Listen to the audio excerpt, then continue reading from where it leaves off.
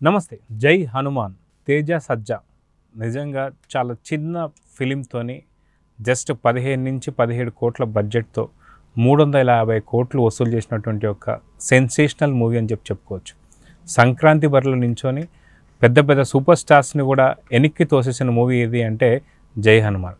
అయితే నెక్స్ట్ తేజ సజ్జా మూవీ వచ్చి మిరాయి. అయితే ఈ మిరాయి అంటే ఏంటి, అసలుకి ఈ సంబంధించి ఈ మూవీ గురించి అప్డేట్స్ ఏందో మనతో పాటు సీనియర్ జర్నలిస్ట్ హేమసుందర్ గారు ఉన్నారు. వారిని అడిగి తెలుసుకుందాం. సార్ నమస్తే.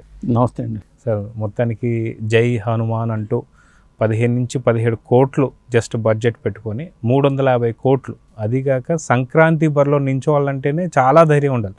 బడ్జెట్ లేదా సినిమాలో కంటెంట్ అనేది తర్వాత సంగతి తర్వాత. అదిగాక సంక్రాంతి బరిలో నించింది ఎవరు అంటే ముగ్గురు సూపర్ స్టార్స్. ఒకటి super star Mahesh Babu, victory Venkatesh, నట సామ్రాట్ నాగార్జున. వీళ్ళందరినీ వెనక్కి తోసేసి జై హనుమాన్ ముందుకు రావడం కావచ్చు. నెక్స్ట్ ఇప్పుడు ఈ ఏదైతే కలెక్షన్స్ వర్షన్లు గురిపించిందో ఇదే సత్తా అనేది నెక్స్ట్ మిరాయికి ఎంతవరకు వస్తుందని చెప్పి అనుకోవచ్చు. హనుమాన్ సినిమా విషయానికి వచ్చేసరికి వాళ్ళు మేకింగ్ పరంగా కూడా చాలా స్ట్రగుల్ అయ్యారు. అప్పట్లో వాళ్ళు అసలు అనుకున్న మొదలుపెట్టింది చిన్న బడ్జెట్ సినిమాగానే మొదలుపెట్టారు వాళ్ళు. ఆ ఫైనాన్షియల్ క్రైసిస్ దాంతో కొంత ప్రాజెక్ట్కు డిలే అయింది. ఎందుకంటే అక్కడ తర్వాత విఎఫ్ఎక్స్ యాడ్ అవ్వటం, దాని ఖర్చు పెరగటం, దాదాపు 2 సంవత్సరాలు గ్యాప్ వచ్చేసింది. దాంతో ఆ సినిమాకి ఈ సంవత్సరంలో రిలీజ్ అయిన సినిమాల్లో 350 కోట్లు వసూలు చేసిన సినిమా ఏదైనా ఉందంటే అది ఒకటే, హనుమాన్ ఒకటే. ఈ 2024లో ఇప్పటిదాకా రిలీజ్ అయిన సినిమాలన్నింటిలో కూడా పెద్ద సినిమా ఏది అంటే హనుమానే చెప్పాల్సి వస్తుంది. ఇప్పటిదాకా మళ్ళీ పెద్ద పెద్ద సూపర్ స్టార్ మూవీస్ కూడా ఏమీ లేవు, హనుమాన్ సినిమా. ఆ తర్వాత మరి తేజ సజ్జా ఏ సినిమా చేస్తున్నారంటే హనుమాన్కి ముందే కమిట్ అయిన సినిమా ఇది. ఓకే. పీపుల్స్ మీడియా ఫ్యాక్టరీ వాళ్ళకి 36వ సినిమా, తేజ సజ్జాకి 6వ సినిమా హీరోగా. ఓకే. చెప్పాలి అది ఒక విధంగా చెప్పాలి. ఆ నెంబర్లు కూడా ఫ్యాన్సీ నెంబర్లా కనిపిస్తున్నాయి. అలాంటిది ఇప్పుడు కార్తీక్ ఘట్టంనేని డైరెక్షన్లో పీపుల్స్ మీడియా ఫ్యాక్టరీ చేస్తున్న సినిమాగా చెప్పవచ్చు. ఈ సినిమా కొంత షూటింగ్ పార్ట్ కూడా గతంలోనే హనుమాన్కి ముందే కొంత జరిగిందని చెప్పి అంటున్నారు. కానీ ఇది కూడా అంతే, వీళ్ళు అనుకునే మొదలుపెట్టినప్పుడు ఇంత ప్రాజెక్ట్ అనుకోవాలా. ఇప్పుడు ఇవాళ అనౌన్స్మెంట్, వాళ్ళ గ్లింప్స్ రిలీజ్ చేశారు. రిలీజ్ చేసిన తర్వాత ఇది చిన్న సినిమా కాదు, ఇది ఒక పెద్ద సినిమా అంటే ఇప్పటికే షూటింగ్ పార్ట్ అయిన ఈ సినిమా రిలీజ్కి ఇంకా 1 year పట్టింది.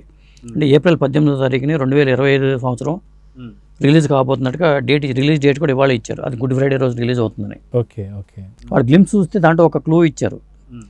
అంటే ఒక చారిత్రక కథాంశం, సమ్రాట్ అశోకుడి దగ్గర మొదలుపెట్టిన కథ ఇది. అంటే అశోక చక్రవర్తి కళింగ యుద్ధం తర్వాత అతను ఒక పశ్చాత్తాపం లోనవుతాడు, ఇంతంత హింస అవసరమా అని. ఆ తర్వాత అతను యోగిగాను జ్ఞానిగాను మారుతాడు. అక్కడ ఆ సన్నివేశాలు తీసుకుంటూ వచ్చి, అంటే ఒక బుద్ధిస్ట్ మాంక్ ద్వారా ఈ సబ్జెక్ట్ని వాయిస్ ఓవర్ రూపంలో చెప్పారన్నమాట. అంటే అక్కడ 9 గ్రంథాలు ఉన్నాయి. ఆ 9 గ్రంథాలను కాపాడక 9 మంది యోధులు ఉన్నారు. అక్కడ గ్రహణం పట్టింది, అదే సమయంలో ఒక జననం వచ్చింది అంటూ మొదలుపెట్టి దాన్ని కాపాడే యోధుడిగా సూపర్ యోధ అని ట్యాగ్లైన్ కూడా ఇచ్చారు. మిరాయి అంటే అది ఒక శాసనం అని చెప్పి అంటున్నారు. ఆ మిరాయి అంటే మీనింగ్ లేదు, కానీ వాళ్ళు ఇచ్చిన ఇదేంటంటే మిరాయి అంటే ఒక కొత్త టైటిల్ పరంగా చూసినా కొత్త టైటిల్, అర్థం కాని టైటిల్ అని చెప్పుకోవచ్చు. ఈ మధ్యన అర్థం కాని టైటిల్స్ అన్ని హిట్ అవుతున్నాయి కాబట్టి అలా పెట్టారనుకోవాల్సి కూడా ఉంటుంది. అయితే తేజ సజ్జాని చూసుకుంటే చాలామంది తెలుగు టాలీవుడ్ హీరోలు కావచ్చు, లేదంటే బాలీవుడ్ హీరోలు కావచ్చు, అతి చిన్న వయసులోనే పాన్ ఇండియా మూవీ రేంజ్కి వెళ్తున్నటువంటి ఒక హీరో అని చెప్పుకోవచ్చు. ఎందుకంటే పట్టుమని ఒక 20-23 సంవత్సరాల లోపలే ఉండొచ్చు తేజ సజ్జా, అంతకన్నా ఎక్కువ ఉండొద్దు. అదిగాక ఇప్పుడు పాన్ ఇండియా హీరోల బరిలో నించున్నటువంటి చూసుకుంటే, ఒకవేళ ఇంతకుముందు చూసుకున్నా సరే కార్తికేయ 2 ఏదైతే ఉందో, లేదంటే ఈ సినిమా కూడా నిఖిల్ కూడా పెద్దవాడు నాకు తెలిసి తేజ సజ్జా కన్నా. సో ఏజ్లో కూడా చూసుకుంటే చాలా చాలా చిన్న వయసులోనే పాన్ ఇండియా హీరో అయ్యాడు అని చెప్పి అనుకోవచ్చా? అంటే మంచి సినిమాలు పండియండి. అద్భుతం సినిమా, టైం ట్రావెల్ కాన్సెప్ట్లో వచ్చిన సినిమాగా అద్భుతం. అది ఒక కొత్త కాన్సెప్ట్. అలాగే జాంబీరెడ్డి, అది కూడా కామెడీ వర్షన్లోనే ఒక వెరైటీ సబ్జెక్టు. అలాగే ఓ బేబీ అది కొరియన్ మూవీకి తీసుకొచ్చి అది కూడా ఒక డిఫరెంట్ కాన్సెప్ట్ గారితో. మరి హనుమాన్ అంటే సినిమాలన్నీ కూడా ఒక డిఫరెంట్ కాన్సెప్ట్తో వెళ్తున్న సినిమాలు. అతను ఎంపిక చేసిన కథాంశంలోనే కొత్తదనం కనిపిస్తుంది. అలా ఒక సినిమాకి సంబంధం లేకుండా వెళ్తున్నాడు. అదేమో సూపర్ హీరో హనుమాన్ అనేది సూపర్ హీరో కాన్సెప్ట్. ఇది సూపర్ హీరో కాదు కానీ సూపర్ యోధా అని పెట్టారుగా. అవును. అంటే యాక్షన్ ఓరియంటెడ్ సినిమా. చారిత్రక నేపథ్యంలో సాగే కథాంశాన్ని ఎంచుకుని వాళ్ళు చేస్తున్నారు. ఇక పీపుల్స్ మీడియా ఫ్యాక్టరీ అంటే వాళ్ళ బడ్జెట్కి వెనకాడే పరిస్థితి లేదు. వాళ్ళు కూడా ఆల్రెడీ హిట్ వచ్చింది కాబట్టి, హనుమాన్ అని హిట్ ఉంది కాబట్టి, ఓ పక్క 350 కోట్లు వసూలు కనిపిస్తున్నాయి కాబట్టి, దీన్ని కూడా అనేక భాషల్లో ప్యాన్ వరల్డ్ సినిమా అనే చెప్తున్నాడు టీజీ విశ్వప్రసాద్ గారు. అలాగే అంత బడ్జెట్లో చేద్దాం అనే దీంట్లోనే పెద్ద సినిమాగా చేస్తున్నారు వాళ్ళు. అంటే 6వ సినిమాకి ఈ స్థాయిలో సినిమా రావడం అనేది గొప్ప విషయం తేజకి.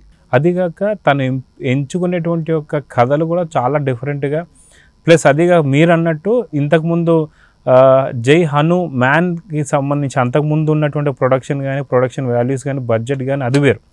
ఎప్పుడైతే ఇంత కలెక్షన్స్ కురిపించిందో తర్వాత ఈ సినిమా కూడా ఇంతకుముందు గతంలో కొంత షూట్ పార్ట్ అయిపోయినా సరే కలెక్షన్స్ ఏదైతే జై హనుమాన్ కలెక్ట్ చేసిందో దాన్ని దృష్టిలో పెట్టుకుని దీన్ని పాన్ ఇండియా చేస్తానికి మళ్ళీ అధిక ఖర్చులతోని దీన్ని ఇంకొద్దిగా పెద్దగా చేస్తారని చెప్పి మార్కెటింగ్ ఉంది కాబట్టి, ప్రూవ్ అయింది కాబట్టి వాళ్ళు తగ్గరు. ఇప్పుడైనా వాడు కావాల్సింది అదే కదా, ప్రొడ్యూసర్స్ కావాల్సింది ఏంటి, అంతకుముందు సినిమా వసూళ్ళని బట్టి వేరే నెక్స్ట్ సినిమా ప్లాన్ చేసుకుంటారు. ఆ కమిట్ అయింది హను మ్యాన్ సినిమాకి ముందు కమిట్ అయ్యారు. ఇది అప్పటి రెమ్యునరేషన్ వేరుగా ఉంటుంది సాధారణంగా. హనుమాన్ వసూలు తర్వాత ఆటోమేటిక్గా ఆయన రెమ్యునరేషన్ మారుద్ది. అంటే ఇచ్చిపుచ్చుకోవడాలు ఏమైనా మరి మాట్లాడుకున్నారు లేదు తెలియదు, కానీ కమిట్ అయిన సినిమా కాబట్టి ఆటోమేటిక్గా ఈ సినిమాను పెద్ద రేంజ్లో చేద్దామనే దీంతోనే ఉన్నారు. పీపుల్స్ మీడియా ఫ్యాక్టరీకి ఒక కలికి త్వరాయిలాగా ఈ మిరాయి మిగలాలనేది వాళ్ళ సంకల్పం. అయితే ఇది కాకుండా ఈ మనం ఇందాక చూస్తే చిన్న గ్లిమ్స్ కావచ్చు, ట్రీజర్ కావచ్చు చూస్తే అది ఒక చైనాలో మన జాకీ చైన్ ఏదైతే ఉంటుందో తన సినిమాల్లాగా కొద్ది డిఫరెంట్గా ఉన్నటువంటి ఒక స్క్రీన్ ప్లే కానీ, ఆ ప్రొడక్షన్ వాల్యూస్ కానీ చాలా అత్యద్భుతంగా హాలీవుడ్ మూవీ రేంజ్లో కనిపిస్తూ వస్తున్నాయి. సో ఈ మూవీ పైన మీ అంచనాలు ఏంటంటారు? అంటే దీంట్లో